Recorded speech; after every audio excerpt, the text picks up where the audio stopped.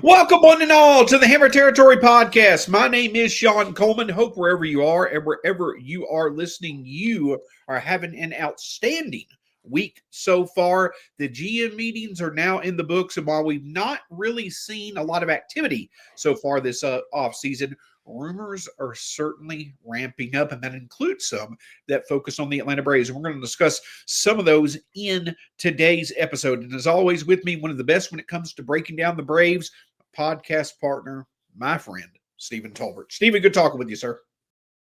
What's up, buddy? Yeah, man.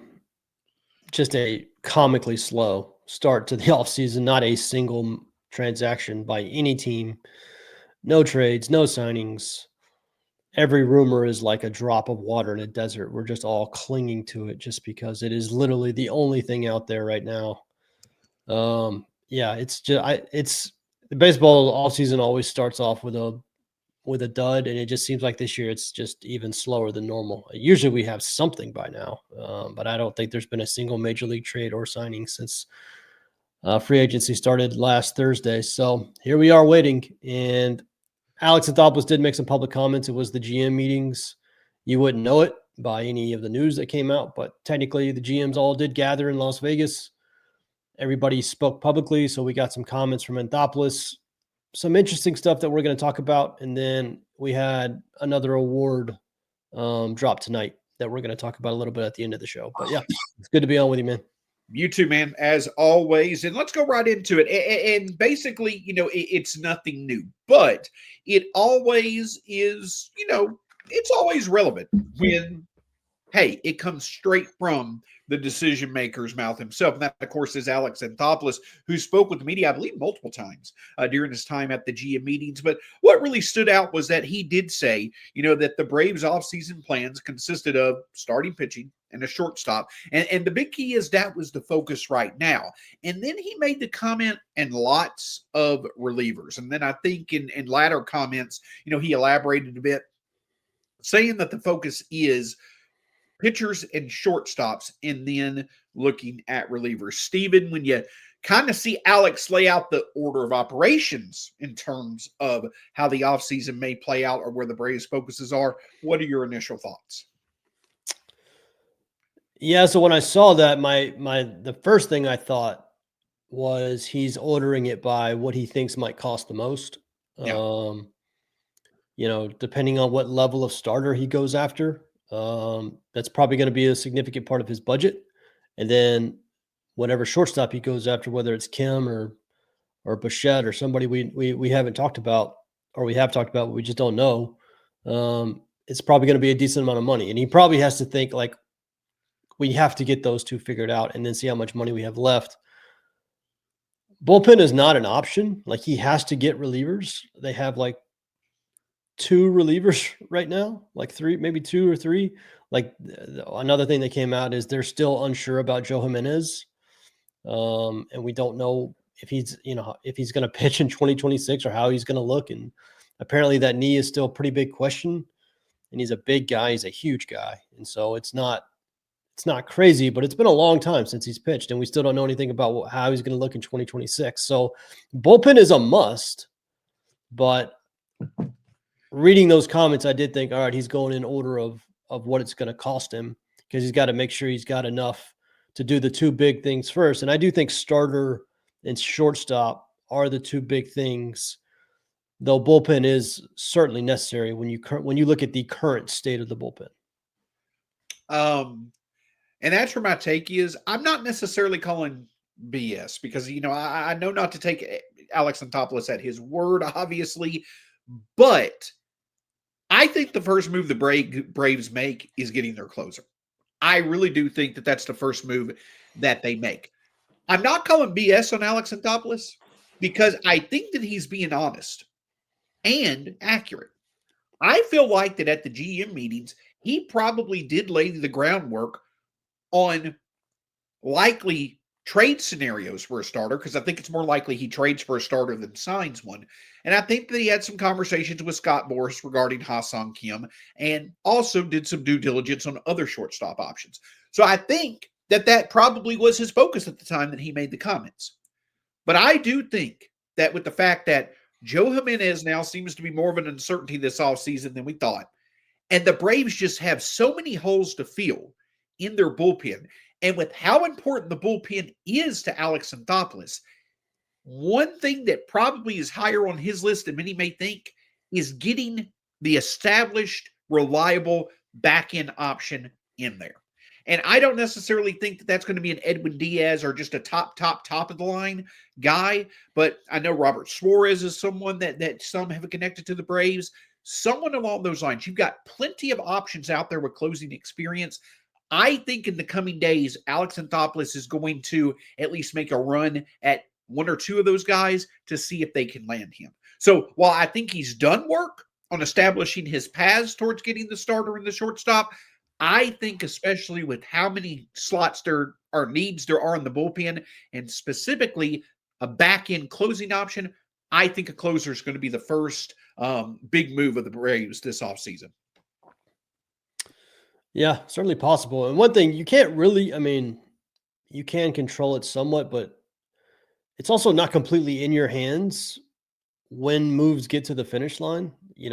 These guys have agents and they have other teams they're talking to. And, listen, with like the top guys, a lot of them just wait now. They'll wait and wait and wait. A lot of that is Boris. He likes to wait until like March to get his guy signed because he wants to make sure every single team has had a chance to talk to their owner and what's the best offer. And like, when you're signing free agents or even trades, like it's not up to you entirely about when this stuff gets done. And so he could certainly want to get shortstop done and certainly want to get a starter done. And, there's also the thing where like you think you're going to wait to get a closer, but then all of a sudden you wake up one morning and 3 closers sign elsewhere. It's like in a draft where you get this run on receivers and you're like, well, I was going to wait to get a receiver, but they're all going right now. So I got to take one. You could get a run on closers. You're like, well, damn, now, there's no waiting now. If I want to get my guy, I got to go get my guy. So it's not entirely up to him. And he knows that. He's been doing this a long time.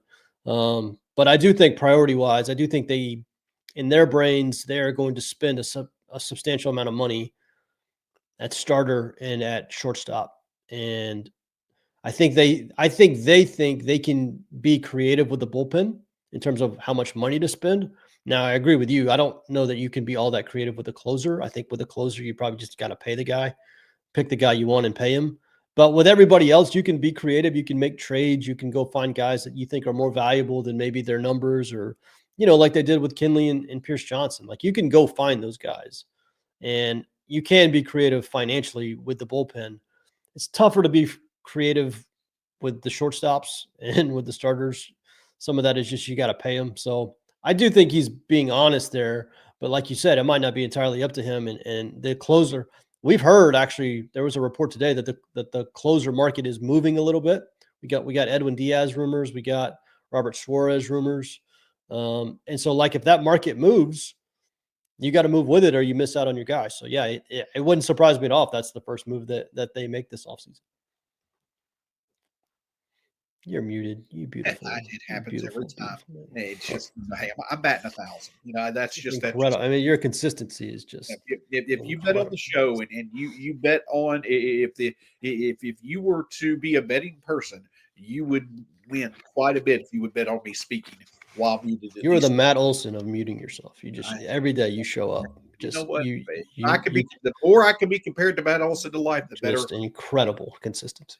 But the thing that I'll say is this about how a pitching staff comes together is that the starting rotation and bullpen are a bit opposite in terms of how you build them out. Listen, your starting rotation is a lot easier to build if you've already got the top taken care of in terms of an ace. Yeah. So they probably have that in Chris Sale.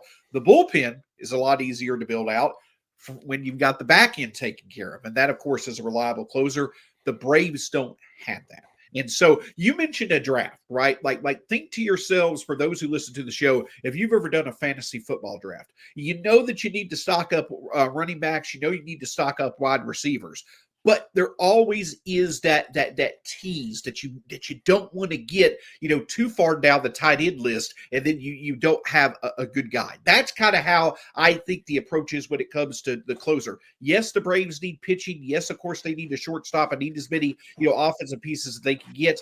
but you just came off a season where you truly saw, even with Raisel Iglesias back there, you truly saw if you don't have a reliable back end of the bullpen, it really puts you in a hole to try to compete and to win consistently. That's why I think getting that established closer could be a bit higher on the priority list, or Alex Anthopoulos won't hesitate to pounce early if there's an opportunity to make something happen.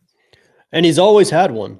He's Yeah. always had a closer. Like, And he's always been willing to pay top dollar for a closer. Pay big money. Yeah, they paid Will Smith top dollar on the free agent market. They paid Kenley Jansen like $18 million, I think. They took on that Iglesias contract, which was a massive contract for a reliever. I think when he signed that deal with LA, it was like a 4-year, $56 million contract or something. Something that's, I mean, for 4 years, $64 million. 4 years, 64. So there you go. So yeah, it was a big, big contract that he took all of. And so, yeah, he's always had a proven closer. Even going back before that, we didn't even mention like when he traded for Mark Melancon. Yeah. So yeah, they've never gone. It's a position they believe in, even though it's more of an old school kind of traditional, get a guy who can get your saves, role. It's still very much alive in the modern game, and they've always had one. He's always had one, and like you said, he's always spent a chunk of change on one too. So yeah, I agree with you. I would not be surprised at all if their first move was closer. So of course, when it comes to Alex Anthopoulos in the offseason, you can try to structure it as much as possible, but there's always the surprise element when it comes to Alex Anthopoulos. And there was a name that the Braves have been tied to that also we have seen resurface when it comes to rumors over the past few days. More on that in just a moment after a word from our partners. So, Stephen, one of the things that came from the 2025 MLB trade deadline, which, let's be honest, was a disappointment overall when it came to the Braves, was a few days after it came to surface that the Braves, and actually the Mets as well, had targeted a somewhat surprising and unexpected name that definitely would have been a difference maker if something would have happened. And that, of course, is Minnesota Twins outfielder Byron Buxton. And I want to say this, and I don't want for it to be taken out of context. Byron Buxton's career certainly has not lived up to the potential that many thought that it could have. But if you go to this man's StatCast page, and if you go and you look and you realize that his StatCast page looks like it does, and he's in his early 30s, one thing remains very clear. Even with all the injuries that Byron Buxton has had, he, to me, clearly stands out as still being a top 10 overall natural talent in the game of Major League Baseball today. And so if you have any opportunity to potentially at least look into the possibility of going after him and acquiring him, especially on the contract that he's on, it certainly is worth looking into. But I want to just make that clear. When it comes to Byron Buxton, many think, okay, the injuries have kind of derailed his career, so on and so forth. Yes, they certainly have prevented him from, living up to the expectations of potentially being an all-time great. I mean, he thought he could have been at the start of his career, but he still remains one of the singular best offensive producers in the game. And if the Braves were to have an opportunity to go after him, it could make sense. Yeah, I mean, he is kind of a polarizing guy because of the injuries. He had 35 home runs last year. I don't know how many people realize that because the Twins were bad and they did a big fire sale at the deadline and they kind of just, everybody kind of forgot about him. But he had 35 home runs. He put up a 5-win season last year. He only played in 126 games, but that tells you how unbelievable he was in those 126 games that he put up a 100th percentile sprint speed still. Yeah, no, he can fly. He's a great outfielder. He will be 32. Next year's his age 32 season, so you have to be careful with that, especially with somebody who's already had a lot of injuries. But it is interesting. The Braves, I think there was a Twins beat writer that reported right after the deadline last year that the Braves called and were interested. So a couple of things on that. One, Rosenthal did come out today and say, Ken Rosenthal, foul territory, that he did not think the Braves were going to explore a trade for Byron Buxton, one, because they have Michael Harris. I don't know. Like, obviously, if you trade for Byron Buxton, you have to include something in the trade. And the Twins are like kind of rebuilding, kind of not. They've sent out some mixed messaging this week, especially at the GM meetings. Their GM said they were trying to build around Pablo Lopez, which is weird when you got a 30-year-old pitcher and you just started a rebuild. But whatever, Twins do weird stuff. But if you're going to trade for Byron Buxton, you got to give stuff up. And so, like in my brain, I was thinking, well, they're trading for a center fielder. I'm guessing the Twins would want Michael Harris in return. And also, like, the thing is, he's 20. Michael Harris is also not a prospect anymore. Like, if the Twins are really starting to rebuild, do they want somebody who's already like 4 years into their major league career? They want like legitimate top level prospects to build this thing from the ground up.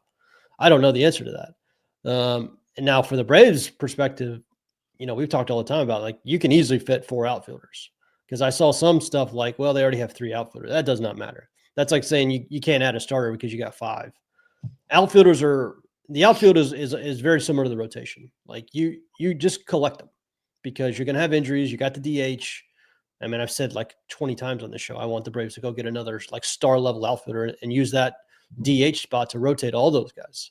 I think that would help keep Buxton healthy. I think it would help keep Profar healthy. I think it'd help keep Acuna healthy, but we're not going to do all that again. So I see the appeal. I also see the risk. He gets hurt a lot. And if you have Acuna and Buxton in the same organization, I mean, you better double the size of your trading room, because those 2 guys get hurt a lot. And Michael Harris has had his share of injuries. Profar obviously had the 80-game suspension last year. So it is risky, but I certainly see the appeal. Do I think it's going to happen? No. It's a tough trade to make. The Braves have good prospects. The Braves don't have elite prospects, or if they do have elite prospects, usually they have like one, like last year with Drake Baldwin, where, yeah, you technically had the talent to go get somebody like that, but every single person wanted Drake Baldwin. So if you weren't willing to trade him, then you couldn't really go get anybody. That's what happened with like Garrett Crochet. Everybody wanted Drake Baldwin. What the Braves don't have is like the depth at the top, where like the Boston Red Sox could make the trade for Garrett Crochet, but then keep Roman Anthony and Marcelo Meyer and Christian Campbell. Like, they kept all their top guys and made the trade. That's what the Braves don't have. The Braves don't have that level of depth where they can trade for guys like this and keep their top guys. And that's kind of the next level they need to get their system to. So I would definitely say I don't see it, but I mean, Alex has surprised us with much more than that. Like, the Chris Sale trade just came out of nowhere. So we've at least heard about this. But yeah, I would be pretty surprised if it happened. Yeah, and what I'll say, I think there was plenty of logic in what Ken Rosenthal said, in terms of the Braves already have an established outfielder. But if the Twins are asking for Michael Harris back for Byron Buxton, it doesn't make a lot of sense for the Braves. But the thing that I'll say to this is that, I know the Braves have needs that they need to fill this offseason, but they also, if there's an opportunity to get a true difference maker, yeah, you go after that. And that's what Byron Buxton is. And, I think they need a bat. Yeah. I think they need a bat. And we've seen this before, right? When Ken Rosenthal mentions, well, they've already got a center fielder, where just go back a few off seasons ago to the 23 off season. They had 2 legitimate good catchers, William Contreras as well as Travis d'Arnaud, and they went and got Shawn Murphy, and they traded Contreras in that scenario. Yeah.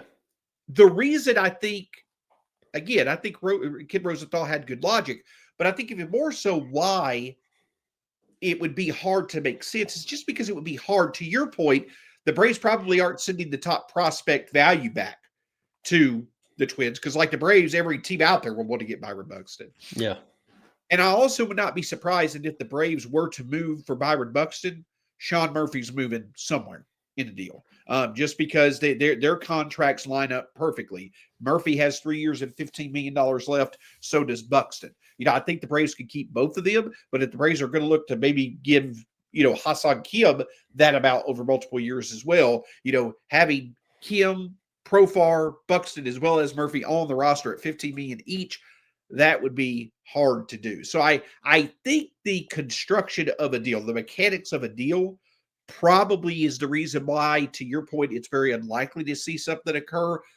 But going after Buxton, that move that doesn't really seem to make sense fit-wise, but really could make sense value and impact-wise, yeah, that's where Alex Anthopoulos puts his focus a lot of times. So give it a 5 or 10% chance, but it would not surprise me if Anthopoulos made that type of move. And listen, I'll say this. If you make that move, if you trade for Byron Buxton, then you can probably get away with going for like just pure defense at shortstop, right? Because you have deep in the lineup. And the problem right now with the lineup is, you're losing Ozuna. You don't know what you're going to get from Shawn Murphy next year with the help. Like, you don't know what you're going to get from Michael Harris. You don't know what you're going to get from Ozzie Albies. You can't really afford to just give up a spot in the lineup at shortstop like you have been. And so that's why everybody's been saying you got to go get a real short. You got to go get somebody who can hit at that position. Well, if you add Buxton, that need decreases, right? Because you have added an impact bat. And I'm not saying you let Nick Allen do it. I think you got to find something better than Nick Allen either way. But you could go find a guy who could maybe post like an 80 WRC plus versus 100 WRC, whereas Nick Allen's like in the 50s, right? That's what you can't have. But if you have Buxton, you can get something that's more defensive minded, that's maybe just bad at offense instead of truly tragically bad like Nick Allen. So it is a sliding scale, and it's a lot of it's tied to money, like you were saying with Shawn Murphy, his contract. I don't know if the Twins would want Murphy because, again, they're kind of like starting a rebuild. Maybe it's a 3-team deal where somebody else takes Murph. I don't know. Obviously, also Murph has this hip injury / surgery. I don't know that you can even trade Shawn Murphy right now, to be quite frank. I don't know if anybody knows what they're going to get next year in Shawn Murphy. So, there's a lot of balls in the air, and this could go a lot of ways. And that's why we've talked about for weeks and weeks and months now. This is a fascinating offseason because, my God, can he go in a lot of different directions to try to get to the same place, which is back to the playoffs. And we'll see what they do. But it's interesting when we talk about all these different directions that Alex Anthopoulos can go, and he's likely exploring many different directions that he can go. Whatever happens this offseason, from the new manager that's been added to the bullpen reconstruction to big moves in the rotation at shortstop, what have you, all of those are wonderful to see happen if they do. But they still do not compare to the one singular thing that this Braves team needs to truly get back to contention, and it ties into the man who just won the 2025 NL Comeback Player of the Year. More on that in just a moment after more from our partners. So, Stephen, I bring it up. It's pretty simple. I don't know if anybody's been following the Memphis Grizzlies as of late. And I know that many people on here are Atlanta Hawks fans and what have you. But, the Memphis Grizzlies right now are in flux as a basketball franchise. But it all comes down to one thing. Their stars are not performing like stars. If stars perform like stars, other things just kind of fall into place. Because a lot of times stars being stars can solve a lot of other areas that are flawed. So I bring that up as this point. Ronald Acuña Jr. just won 2025 NL Comeback Player of the Year, the second time he's actually won that award. The thing I'm getting at is that we're going to spend many hours this offseason talking about what the Braves potentially could do, what they've done, what they're going to do to improve this roster.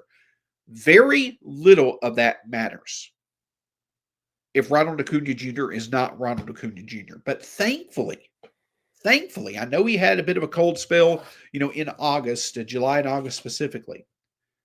But when he came back from his ACL injury, within that first 6 weeks or so, he was legitimately a top 3 hitter in baseball. Ronald Acuña Jr. needs to return to form as one of the 5 best singular offensive producers in the game. And he showed last year he still has that potential. That's what the Braves need to do for him to do in 2026 and beyond. And from what he showed last year, I feel confident he can do that. But the key for the Braves is giving him all the resources he needs to be able to do that confidently. Yeah. And listen, it's the oldest cliche in the world, but the best ability is availability. And it starts with just being healthy. And last year he put up a 161 WRC plus, which is an absurd year. It's the second best offensive year of his career behind 2023 when he was the unanimous MVP. So very clearly still an elite offensive player.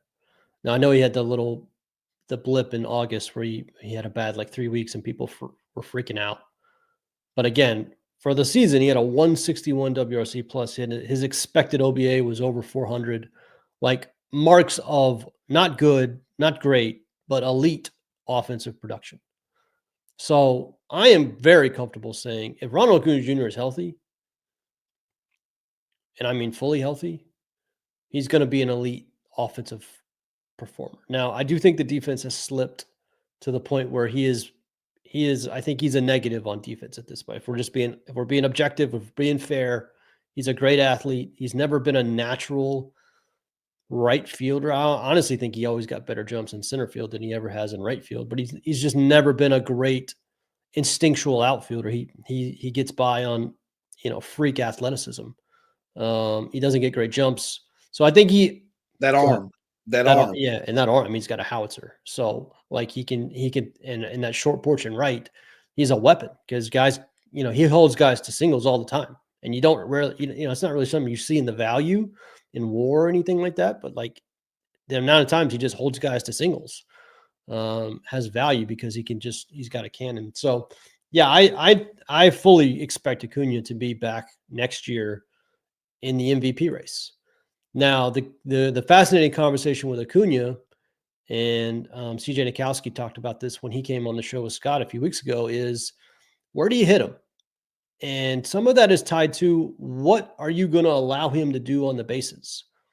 And I think I've actually gone back and forth on this because originally I just said put him back at leadoff and let him run the way he used to run. And if he gets hurt, he gets hurt. But there's really no way to stop that. I think I've actually shifted that opinion to I would love to see Profar.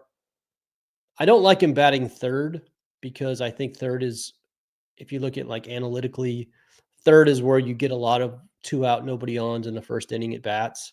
I do like him batting second, like Profar, Acuna, Olsen, going 1, 2, 3 there. We'll see what they do because I could see where we go Profar, Acuna, Olsen, Riley, and then Drake Baldwin as kind of your top 5, depending on what they do this winter, of course.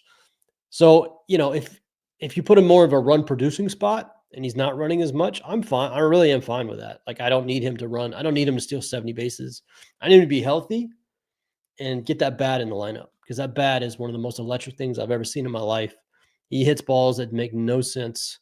He does things on a baseball field I've legitimately never seen before, especially from somebody who's like 6 feet, 180 pounds, soaking wet, and can hit a ball 480 feet. I've never seen anything like it. So he's an incredible player. Got to keep him healthy. And that's why I want the Braves to go get an outfielder and let him DH some and let the other guys DH some. I think keeping Acuna healthy is critical. And getting him off his feet out of right field on a regular basis, I think would help that. So we'll see what they do. But yeah, I mean, he had a monster offensive year last year. Again, it was like Buxton. It was somewhat under the radar because the Braves sucked. But healthy Acuna, I fully expect to be in the MVP race in 2026. Yeah, I've always been an advocate of batting Acuna first because I think it's got to be one or two. Yeah. I actually like the idea of putting him at 3 because then you stack Olsen in front of him and then pitchers have to pitch to Matt Olsen, and that's an advantage for the Braves. And also, Profar and Olsen being 1 and 2, I think would give Ronald more opportunities than most 1-2 combos would in most MLB lineups. So, the idea of being up there with 2 outs would not necessarily happen as often.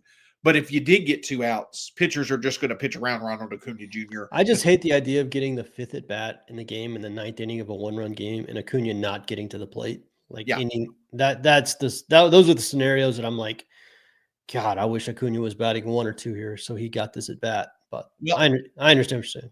Well, and then at that point, though, say they re-sign Ronald Acuña Jr. or excuse me, Ha-Seong Kim. At that point, you could go Profar, Acuna, Olsen, Riley, Baldwin, and then Ha-Seong Kim. Who am I forgetting? No, that's right. And then the other two guys are Ozzie and Harris. yeah, that'd be 6, I guess. But yeah, but at the very least, you could go. And then you got to have the DH. There'd You be a DH in there somewhere. Yeah. Yeah, but that top 5 of Profar, Acuna, Olsen, Riley, Baldwin, that's a pretty dadgum deep. Yeah, really that's as the roster sits today. That's what I would run out like opening day is Profar. You got a lot of compliments. You got a lot of complimentary approaches. You got good balance. You just got that type of lineup is the one that could outpower other lineups. Yeah. Or produce well in situational hitting aspects. That's the type of the top of order that could allow for you to be able to win in multiple ways depending on where you're clicking that night. So I'll add this, like Buxton, if you did add Byron Buxton, and again, we're not expecting it, but like that's a guy that he's at the level where you would need to rearrange the top of your lineup to fit him somewhere. Yeah. Because that, he's hit leadoff.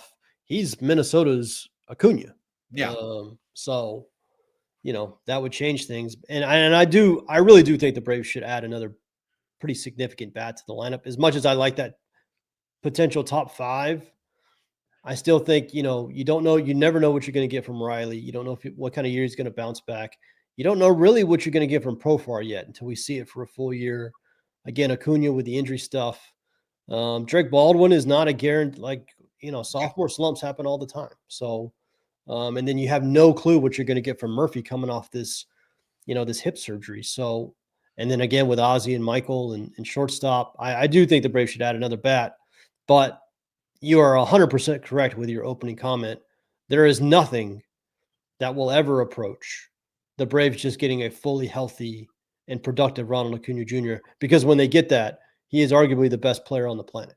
Yeah, absolutely. And let's not forget, even before his injury in 2024, he uncharacteristically really struggled to start 24 as well. So that played a part into the Braves' struggles. But yeah, it's probably one of the simplest concepts in sports, but it also is one of the purest.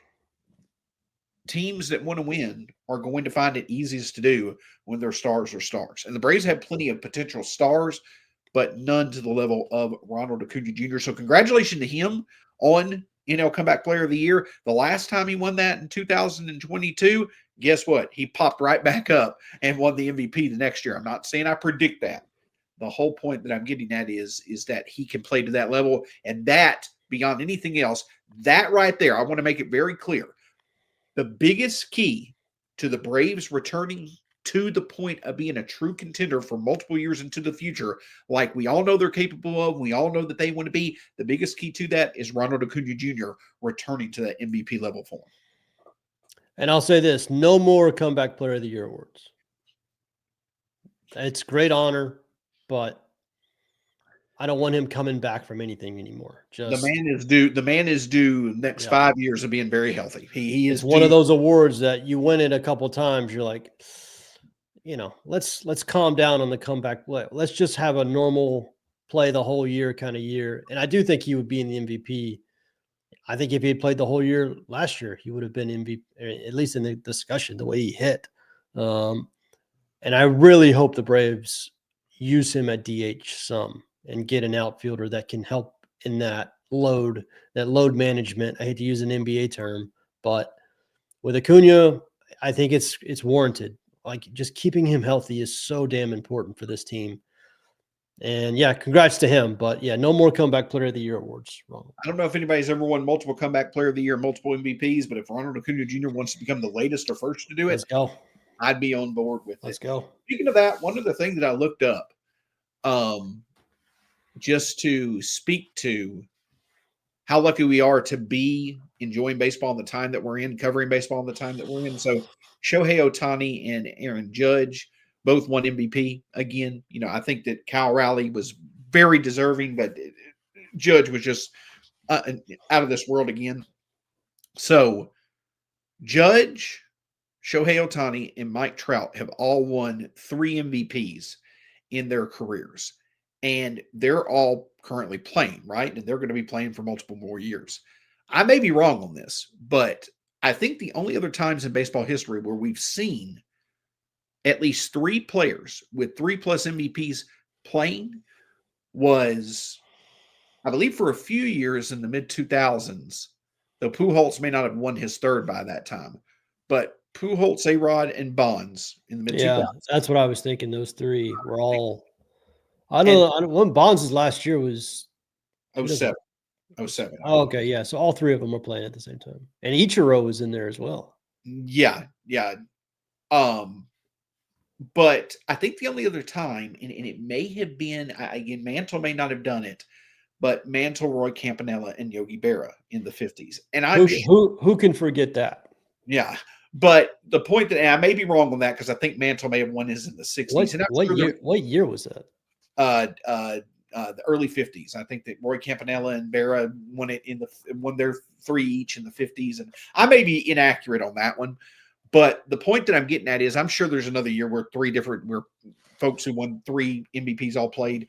But what I'm getting at is that we're in a pretty awesome time to be enjoying baseball. And I know that many in Braves country are baseball purists overall. So just wanted to point that out. It's pretty awesome. But regardless of all that, baseball for Braves country is at its best when Ronald Acuña Jr. is playing at an MVP level and the Braves are contending. And those 2 things need to be in line for both of those 2 things to come true. Stephen, anything else from you as we wrap up this edition of the Hammer Territory podcast?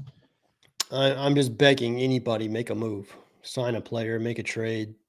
This is Braves did make moves. They did claim 2 pitchers from the Baltimore Orioles, Colin Ragsdale, and I believe was it Josh Miller? Is that his name? Josh Walker, Carson Ragsdale, and Josh Walker. Excuse me, Josh Walker. This seems to be just probably 40-man roster seat warmer type moves, but maybe they see these are the type of moves you make, and then you immediately put the guys on waiver. You basically try to get them through waivers and get them in your minor league system, and they keep getting claimed over and over. This is what those, because the Orioles, stealing pitching depth from the Orioles is tough because the Orioles have as little pitching depth as anybody. So this is more of a seat warming situation, I think. Yeah, you let them know that they've been claimed by the Braves, but you also probably let them know, hey, don't unpack. Yeah. Don't make too many plans as of yet. I would rent instead of buy.